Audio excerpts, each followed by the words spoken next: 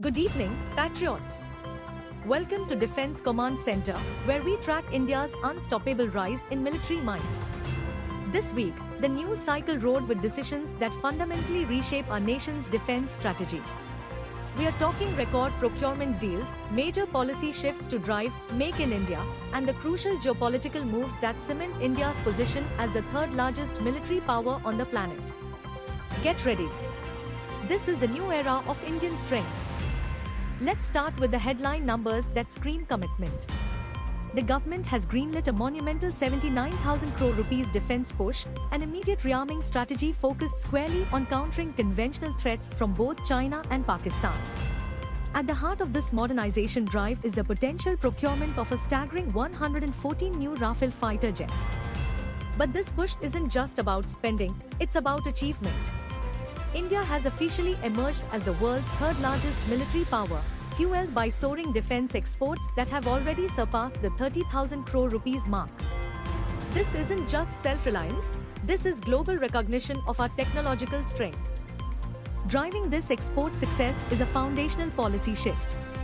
To dramatically boost the Make in India initiative, the government is set to ease rules to facilitate greater foreign direct investment in our domestic defense firms. This means faster technology transfer and localized production of cutting-edge gear. We are building sovereignty from the inside out. Case in point, an Indian defense firm just secured crucial orders for an advanced indigenous anti-drone system for both the Army and Navy, addressing an immediate modern warfare threat.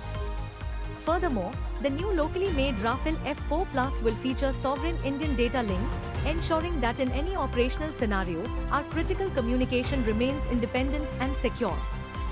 But every massive deal forces a strategic balance. The potential $40 billion Rafale procurement, while vital for immediate capability, risks overshadowing the indigenous light combat aircraft, the Tejas Mk2. The challenge remains, how do we fill the immediate gap without disrupting our long-term indigenous roadmap? Geopolitics only complicates the picture. With renewed US tilts towards Pakistan, India's ambitions for platforms like the F-35 are taking a back seat.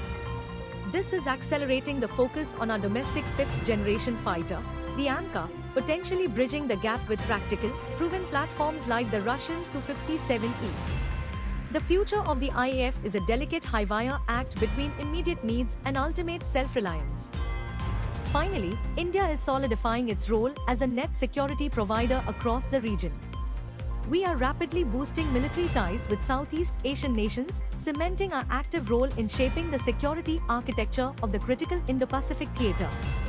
But success requires constant vigilance.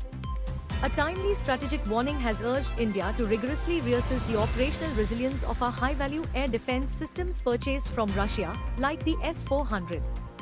Ensuring these vital assets are fully robust and protected against emerging threats is paramount to national readiness. Our commitment to the region is strong, and our readiness must be stronger.